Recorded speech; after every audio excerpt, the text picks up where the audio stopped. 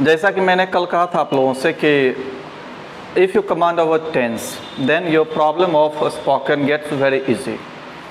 अगर आपका टेंस पे कमांड हो जाता है तो जो प्रॉब्लम्स होते हैं आपको स्पोकन को लेकर के वो आसान हो जाता है, यानी कि सॉर्ट आउट हो जाता है।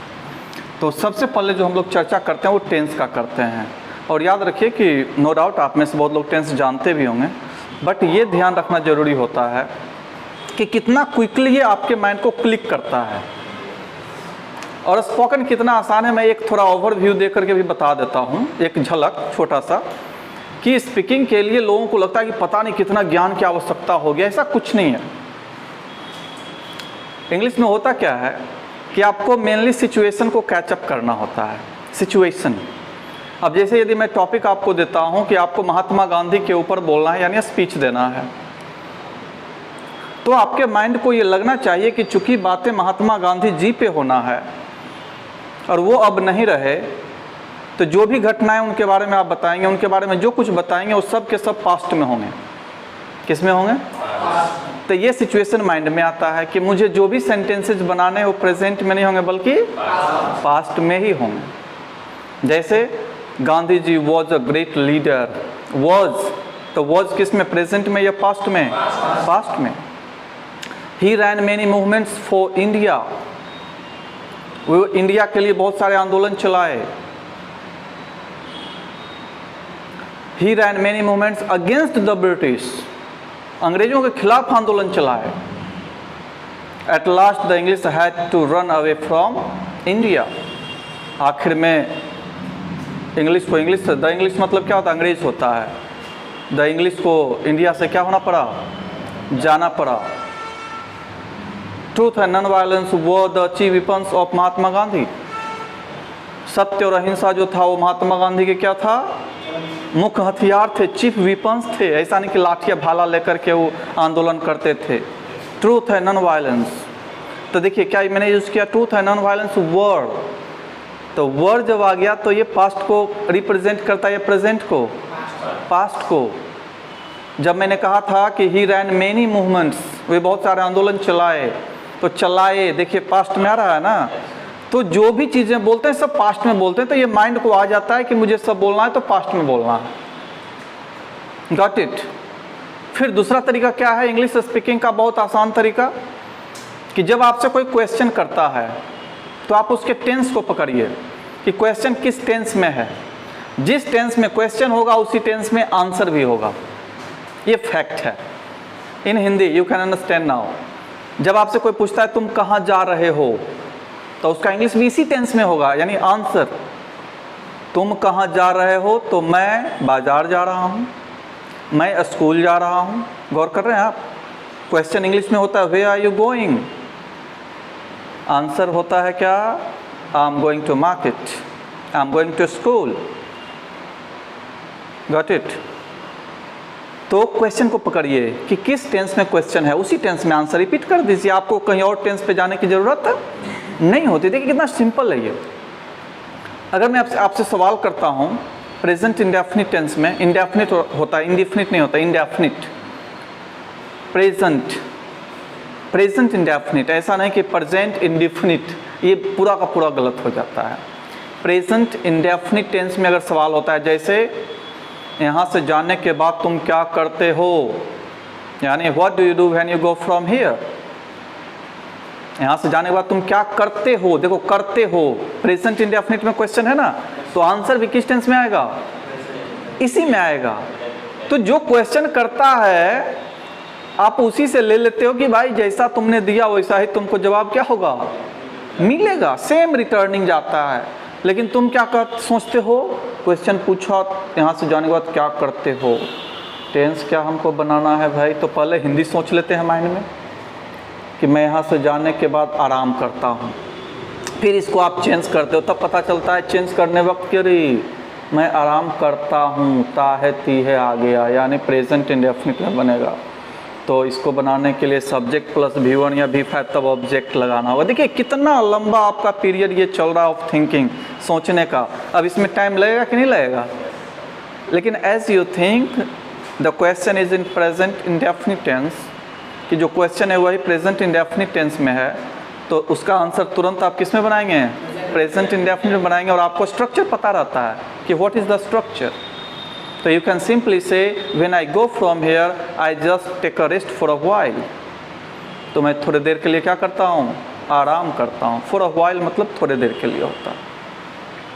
After that when I get up then I go to my another coaching. फिर जब मैं उठता हूँ तो दूसरे कोचिंग के लिए मैं जाता हूँ। देखिए कितना सिंपल होता है, आई गो, मैं जाता हूँ। देखिए क्वेश्चन जिस टेंस में था उसी टेंस में क्या हो रहा है, आंसर भी हो रहा है। अगर मैं आपसे क्वेश्चन करता हूँ कि what will you do after going to Delhi, Delhi जाने के बाद तुम क्या करोगे, तो गौर कीजिए किस टेंस में आया, ये फ्यूचर इंडेफिनिट टेंस में आया ना, क्या करोगे, तो आंसर भी फ्यूचर इंडेफिनिट में ही बनेगा। दिल्ली जाने के बाद मैं एक कार खरीदूंगा, तो I shall buy a car after going to Delhi. देखिए कितना सिंपल हो गया, I shall buy a car after going to Delhi. मैं दिल्ली जाने के बाद एक कार खरीदूंगा। देखिए आगे किया गया ना। इसलिए मैं बता रहा हूँ कि ये जो आप लोगों को लगता है ना कि oh my God how I can learn how to speak English, कि इंग्लिश बोलना मैं कैसे सीखूंगा, तो जब तक आप इसका थ्योरी नहीं जानते हैं, प्रैक्टिकल नहीं जानते हैं, प्रैक्टिस नहीं किए होते हैं, तभी तक ये आपके लिए एक बर्डनसम होता है, मतलब भारी भारी फील होता है आपको। But when you go through the process then it becomes very easy for you to learn. जब आप प्रोसेस से गुजरते हैं तो आपके लिए सीखना और समझना क्या हो जाता है, बहुत आसान हो जाता है। And remember one more thing, when you go for spoken English then don't care much about errors.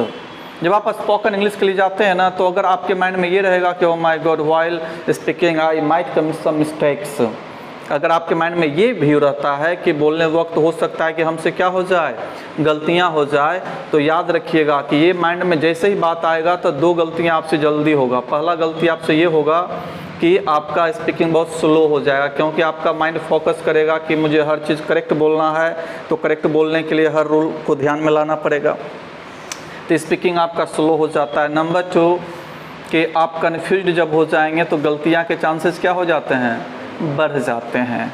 इसलिए try to get the rhythm first. पहले क्या होता है कि आप रिदम पकड़ने का प्रयास कीजिए। रिदम पकड़ने का मतलब ये हुआ कि आप गलती सही कुछ भी मौका मिलता है तो आप बोलिए, फिर वो धीरे धीरे ग्रेजुअली दैट इज़ करेक्टेड, वो धीरे धीरे फिर करेक्ट होता है।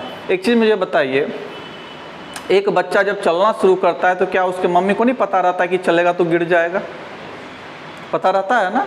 और क्या ऐसा है कि बच्चा गिरता नहीं है जब चलता है, तो जब वो चलने का शुरुआत करता है ना तो एक ही कदम पे गिरता है, फिर मम्मी उसको उठाती है, अब फिर कहते हैं नहीं बेटा चलो, फिर वो चलता है, फिर गिरता है, वो पता नहीं कितने बार वो गिरता है, तब जाके चलना क्या करता है, शुरू करता है। क्या जब वो गिरता है उससे चोट लगता है तब मम्मी को दर्द नहीं होता होगा, बेशक दर्द होता है, लेकिन मम्मी को पता है कि गिरेगा, चोट लगेगा, तभी ये क्या करेगा, चलेगा।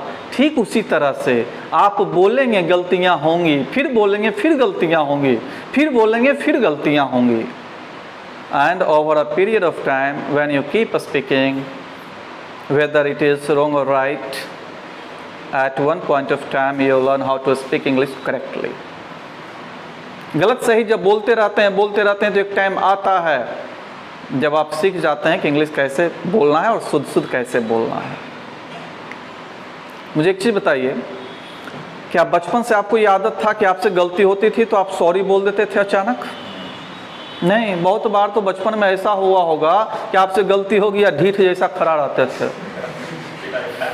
हाँ सॉरी तक नहीं बोलते थे, लेकिन क्योंकि वैसा भाव ही नहीं मन में आता था, सीधे लगता था जो होगा देख लेंगे।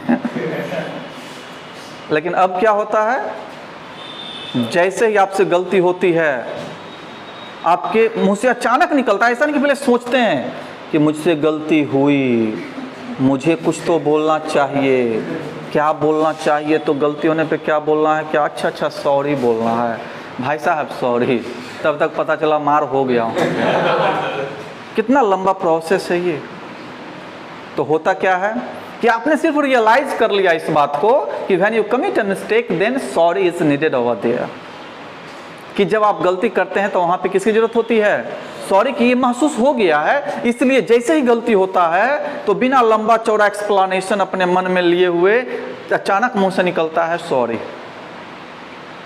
निकलता है कि नहीं निकलता है? आपको कोई हेल्प करता है तो आपको पता है कि उसे क्या बोलना है, थैंक यू। लेकिन क्या शुरू में हेल्प जब कोई करता था तो आप थैंक यू बोलते थे? नो।